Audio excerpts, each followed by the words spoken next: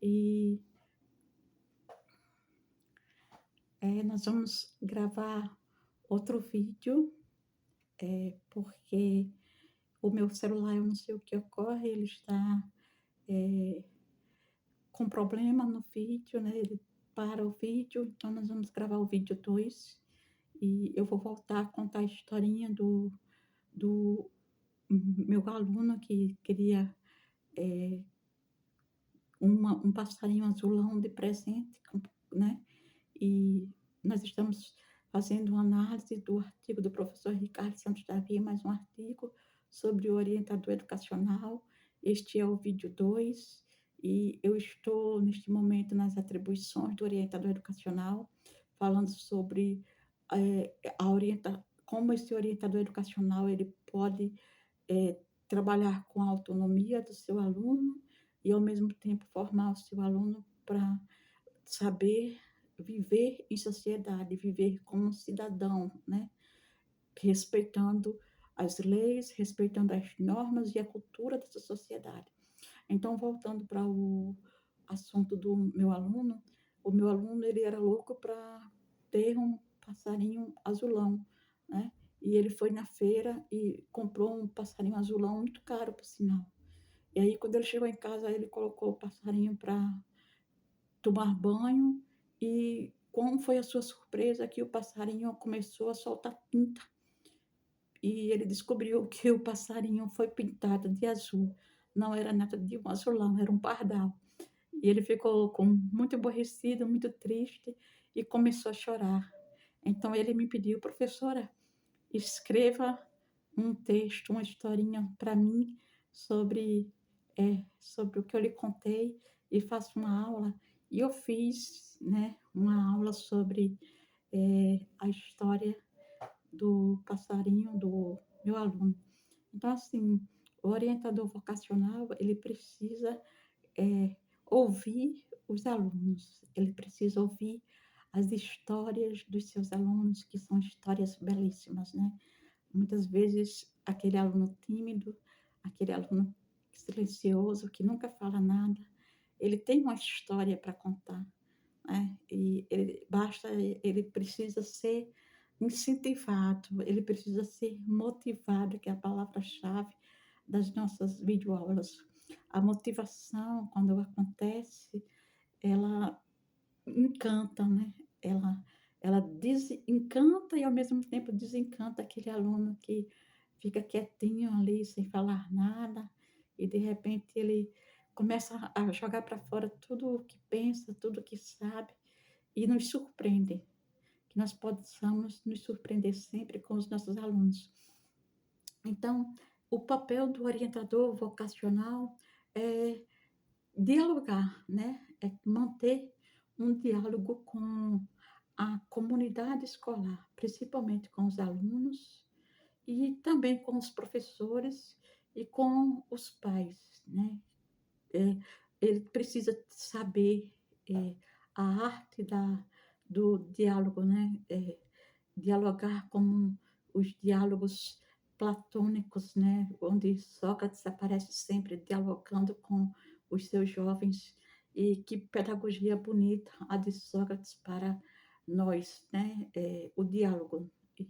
E esse diálogo que ele possa ser exercido pelo orientador vocacional de uma forma que ele não seja invasivo, né? Que o aluno ele não sinta a sua privacidade invadida, mas que, ao contrário, ele sinta que o orientador vocacional está ali para ajudá-lo, está ali querendo mostrar-lhe um pouco de atenção, um pouco de cuidado. Então, esse é o papel do orientador educacional. Também ele ajuda o professor a compreender o comportamento dos alunos. Às vezes o professor não consegue compreender porque aluno X ou Y só não gosta da sua aula, não acompanha bem a sua aula, faz bagunça na sua aula. Então, o papel do orientador educacional é conversar com o professor, conversar com o aluno, fazer uma mediação entre ambos e tentar descobrir os problemas que estão existindo para que aquele aluno perturbe a aula daquele professor, né? Por algum motivo ele tem. são papéis humanos, né, como nós vimos no texto do coordenador pedagógico. É o lado humano do ser, do homem, que é colocado, a trabalho da educação, né. Então que esse orientador educacional, ele possa compreender os desafios que os jovens passam, enfrentam todos os dias, que não são fáceis, principalmente quando eles vão crescendo, vão passando da infância para a juventude com a transformação dos seus corpos, né. Há há uma perturbação do pensamento do jovem, né, como se ele fica preocupado quando não se apresenta bonito, arrumado, né, ele começa a se preocupar em andar bem vestido, em andar cheiroso, para chamar a atenção das meninas, as meninas para chamarem a atenção dos meninos. Então, nós precisamos cuidar desses jovens que estão aí, eh, na internet, né, e capazes de serem, perturbados e violentados por estranhos. Então, que o orientador educacional ele tenha esse insight, ele saiba enxergar, né, de longe, quando um aluno estiver passando por uma certa dificuldade na escola ou em casa, né, seja onde for, e que ele possa confiar, que o orientador educacional seja uma pessoa confiável, seja um amigo, né, um parceiro, um parceiro do estudante, do aluno. Por falar em estudante, eu me lembrei que hoje é dia 11 de agosto e é comemorado o Dia do Estudante no Brasil inteiro. Então, você que é estudante, meus parabéns, né? Feliz Dia do Estudante. Então, essas são as atribuições do orientador educacional, e o seu trabalho é amplo e muito importante. Ele está sempre em contato com todos os segmentos da escola e, principalmente, precisa conhecer a realidade de cada aluno e da comunidade em que a escola está inserida. Então, a realidade do aluno, como o aluno realmente vive, como é o seu dia a dia fora da escola, né? O que ele faz, o que ele gosta de fazer, quais as suas diversões, quais os seus melhores amigos, como ele se comporta diante dos familiares. Tudo isso é importante que o orientador educacional saiba. E como ele vai saber disso? Conversando com o aluno, conversando com os pais dos alunos, conversando com a comunidade. Sabemos que muitos conflitos que chegam e que acontecem na escola vêm de fora, sendo da família, das pessoas de convivência e da comunidade onde o aluno mora. Os referenciais teóricos confusos e obscuros têm contribuído para a colocação da função do orientador no baú do esquecimento. Esteve ligado às relações de poder dentro da escola, às funções de comando, contribuindo para a divisão social do trabalho reproduzida dentro da escola, prevendo conflitos. Alguns autores já alertavam para a necessidade de definição das funções e campos de atuação do orientador educacional, como Brandão, linguista, e Melo, que é também linguista, que tentavam mostrar a importância da construção de um elo entre a prática do orientador educacional e as variações da sociedade e cultura brasileiras, das ciências humanas e das teorias da educação. Então, gente, percebe-se que a educação ela deve ser plena, total.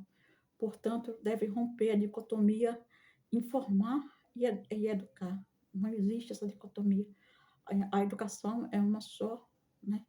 Ela deve formar formar cidadãos para um mercado de trabalho, para uma sociedade que é tão exigente, que é tão competitiva nos dias atuais, que este cidadão ele esteja preparado para não sofrer tanto nas suas conquistas e nas suas decepções, né? Que ele possa, nas suas perdas, nos seus erros e nas suas perdas, que ele possa saber dar a volta por cima e resolver os seus problemas da melhor forma possível.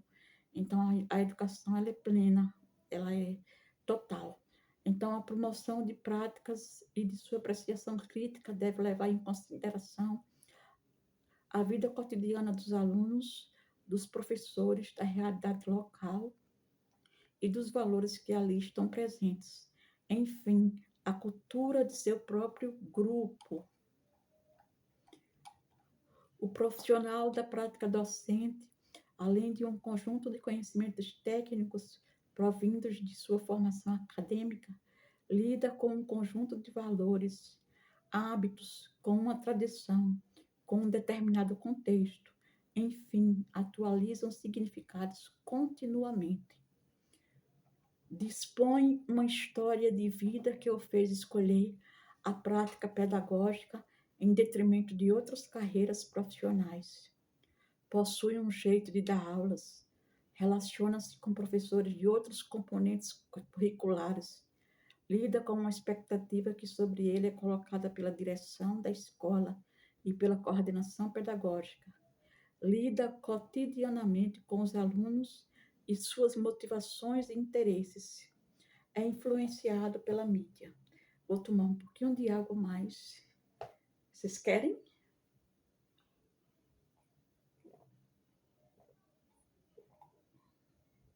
Gostosa aguinha, viu? Aguinha de quartinha. Não é água de bebedouro, não. É aguinha de quartinha, aquelas quartinhas de cerâmica. Vocês conhecem?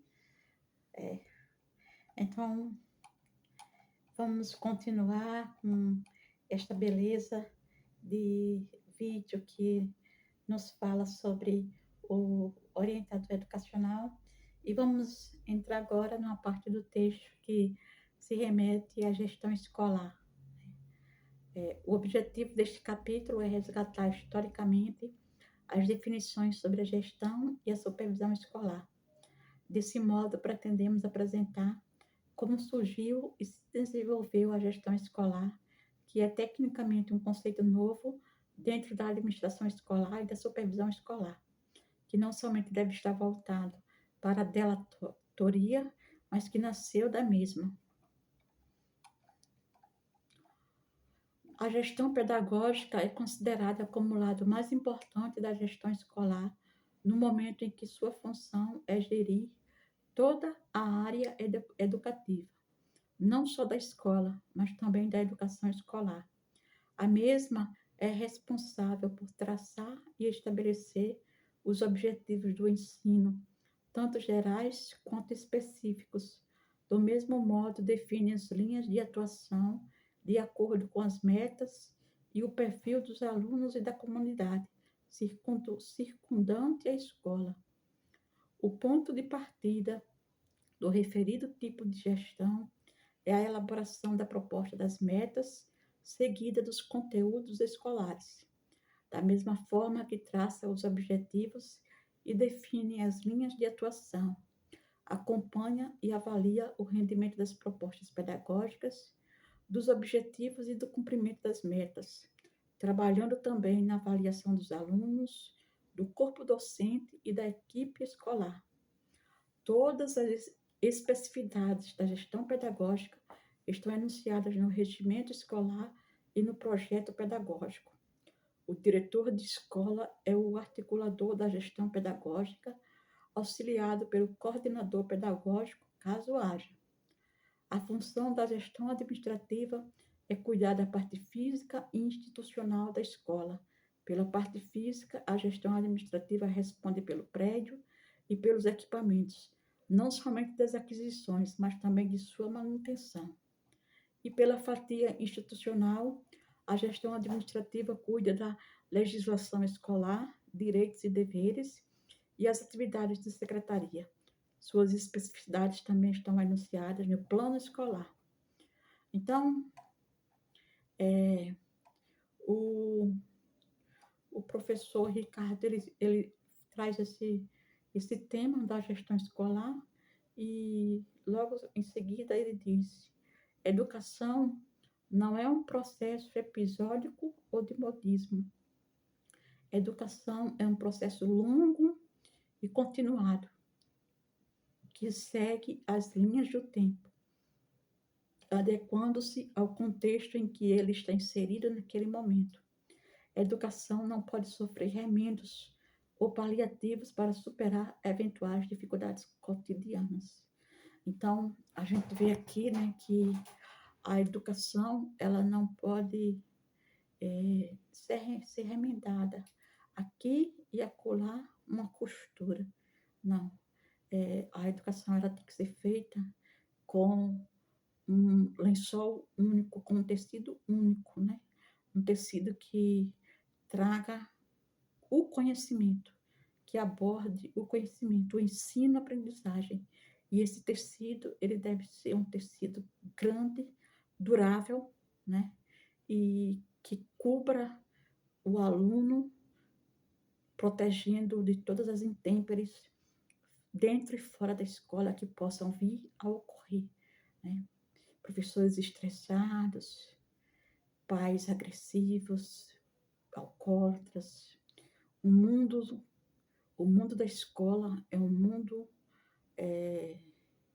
que precisa de muito cuidado, né? O orientador educacional, ele precisa ter essa sensibilidade, porque às vezes o aluno chega na escola com tantos problemas que ele traz de casa, né, que ele não sabe como resolver. Então, é preciso que exista uma pessoa que acolha aquele aluno e que o conforte, né, que diga para ele que ali dentro da escola está tudo bem, nada demais vai acontecer com ele, nenhum perigo, nenhum mal, ninguém vai o agredir, nem com palavras, nem muito menos com da forma física, né? O aluno estará protegido dentro da escola e que ele também sinta-se protegido fora da escola, né? Que o orientador educacional possa fazer o seu papel junto à comunidade. Então, o ser humano, tanto os alunos quanto os professores, estão em constante mutação. Entretanto, por mais que estes seres mudem seus conceitos e suas atitudes, ainda assim são seres que possuem necessidades comuns, como a necessidade de sentirem-se motivados, e motivação implicam em responsabilidades e necessidades do novo. Portanto, cada ato deverá ser dirigido a metas que devem ser alcançadas a curto, médio ou longo prazo, mas precisa de alguma forma chegar ao objetivo.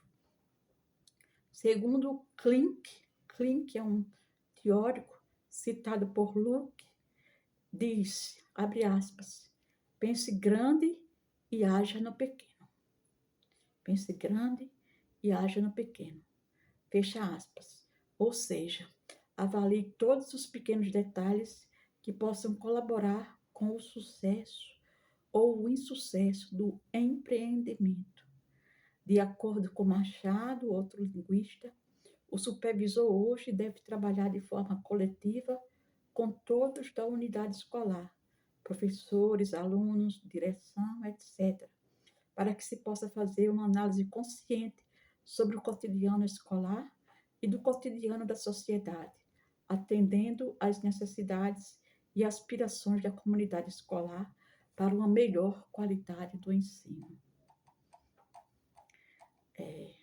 Este é o papel do nosso querido orientador educacional, né? Aí o professor Ricardo, ele traz o papel do coordenador pedagógico na formação continuada dos professores. E ele diz: muitos dos problemas enfrentados atualmente no exercício da coordenação pedagógica têm sua origem na configuração formal da função associada ao controle. A introdução da supervisão educacional traz para o interior da escola a divisão social do trabalho, ou seja, a divisão entre os que pensam, decidem, mandam e os que executam. Até então, o professor era o ator e autor de suas aulas. A partir disto, passa a ser expropriado do seu saber, colocando-se entre ele e o seu trabalho a figura do técnico, em função dessa origem profissional ligada ao poder e controle autoritários, a necessidade de o coordenador assumir uma postura diferenciada e conquistar a confiança dos educadores. O coordenador, ao mesmo tempo em que acolhe e engendra, deve ser questionador, desequilibrador, provocador, animador e disponibilizando subsídios que permitam o crescimento do grupo. Tem um papel relevante na formação dos educadores, ajudando a elevar o nível de consciência, tomada de consciência, assim diz Freire, passagem do senso comum à consciência filosófica, assim diz Saviani, ou a criação de um novo patamar para o senso comum, assim diz Santos, passar de uma supervisão para outra visão. E Fusari defende que o trabalho ativo e intencional do coordenador, sempre articulado com o projeto político-pedagógico da escola, favorece ao professor a tomada de consciência sobre a sua ação e sobre o contexto em que ele trabalha, bem como pode-se afirmar que favorece o próprio repensar do coordenador sobre a sua atuação. Então, vejam que o artigo do professor Ricardo, ele é amplo, ele é rico, né? Ele não traz somente o papel do orientador vocacional.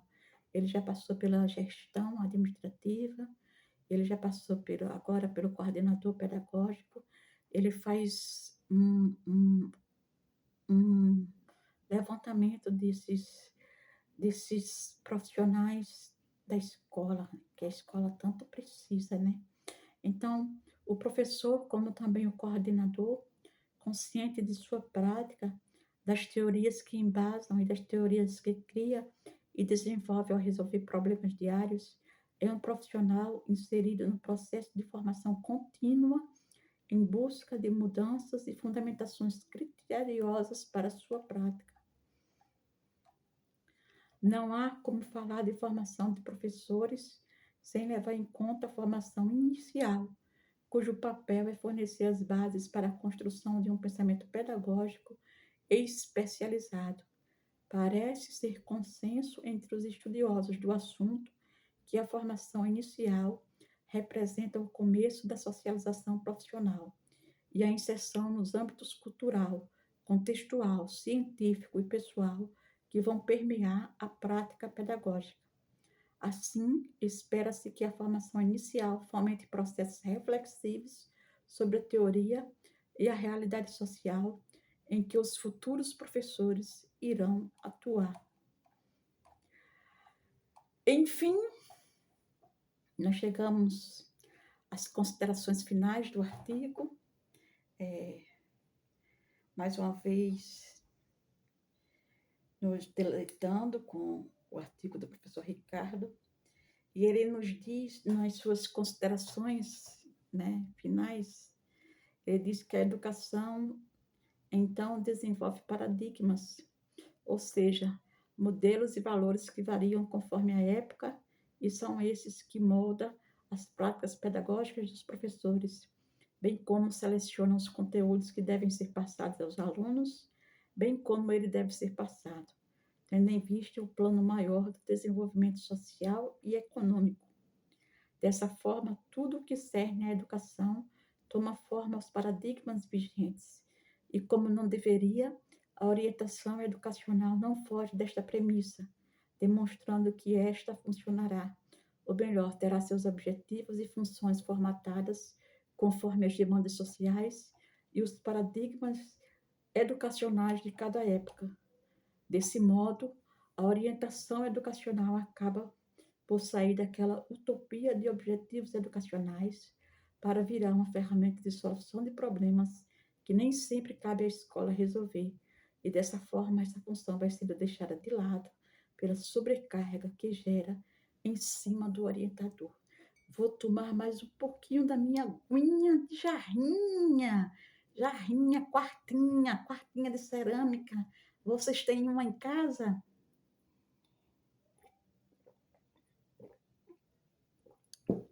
Esta quartinha de cerâmica tem uma história.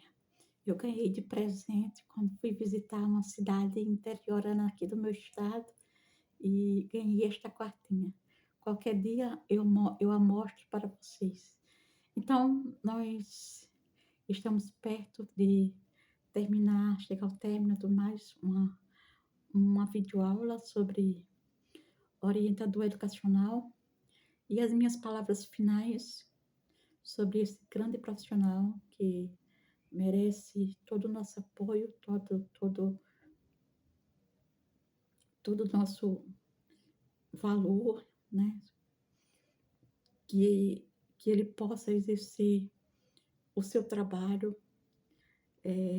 dignamente e com todas as ferramentas que são necessárias, com todos os recursos, com, com todo o cuidado, zelo, né? Para que ele possa, junto com a comunidade escolar, ter a escola como parceira, né? E ter os alunos como pessoas que ele vai ajudar, né? Os alunos serão acolhidos por aquele orientador educacional que está ali para mostrar o seu melhor e dar o seu melhor para cada aluno que necessitar dele, né? E ajudar o professor também a compreender os problemas dos alunos. Então, que o nosso orientador educacional ele seja colocado dentro da escola por competência e não por cargo de confiança. E sim, se ele for por cargo de confiança, mas que ele tenha um, um mínimo de conhecimento sobre educação, sobre relações interpessoais, sobre ser humano acima de qualquer coisa, porque nós estamos vendo as pessoas robotizadas nas empresas, né?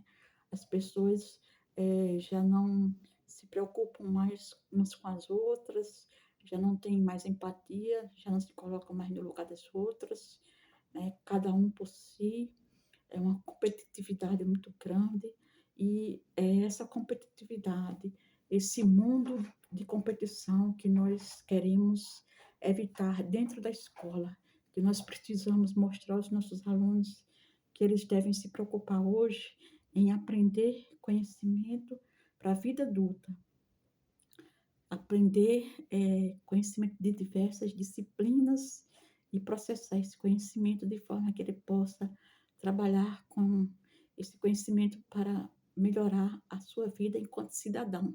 Cidadão que está na polis, como dizia Platão, e que este cidadão dessa polis nossa, que nós queremos tanto formar, esteja preparado para enfrentar todas as dificuldades que surgirem no seu dia a dia, todos os problemas,